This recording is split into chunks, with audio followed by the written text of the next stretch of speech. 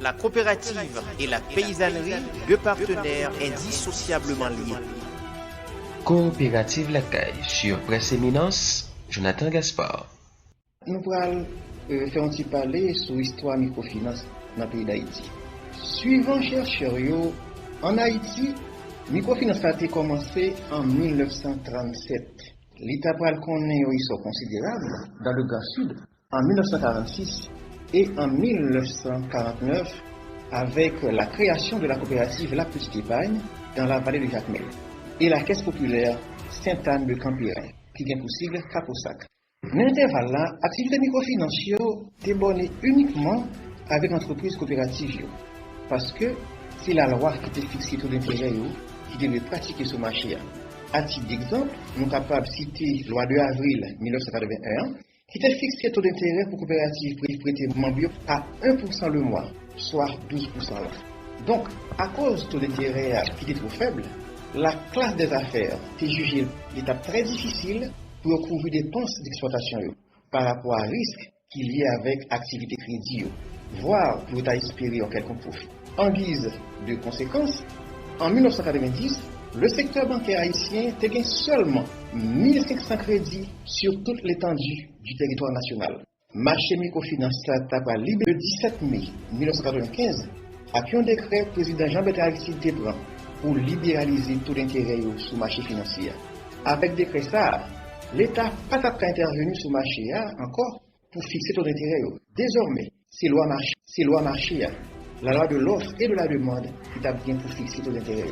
En termes de retombées, le marché financier n'a pas doté de loi spécifique, pas qui devient constitué pour un handicap.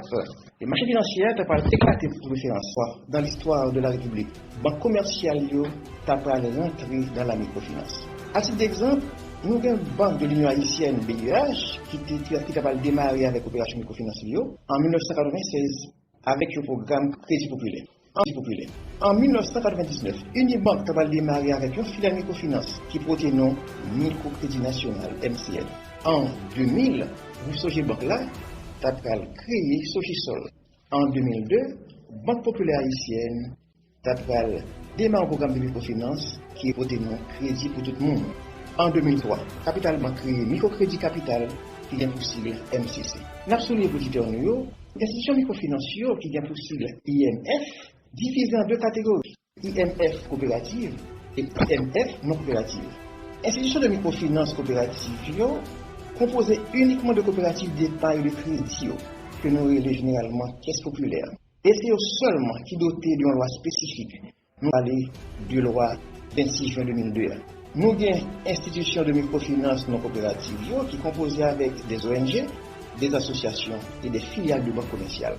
Généralement, décideurs politiques, c'est de grands décideurs économiques. Décret 17 mai 1995, président Aristide Tebran, a ouvert le marché financier, côté un large éventail de marchands qui te prend pour un qui vient accès à l'institution de microfinance nouvellement créée. Mais décret ça pas suffisant parce que, mis à part coopérative qui te gagne une loi spécifique, l'autre institution de microfinance pas dotée d'une loi spécifique. Ça qui vient constituer pour un handicap majeur pour diversifier hors de services qui t'a permis de gagner une meilleure pénétration du marché.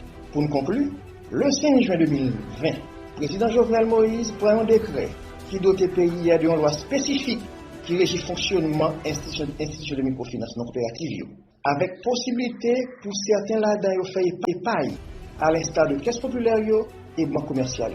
Maintenant, quelle importance de décret ça a pour l'économie? C'est déjà Jonathan Gaspard. Merci.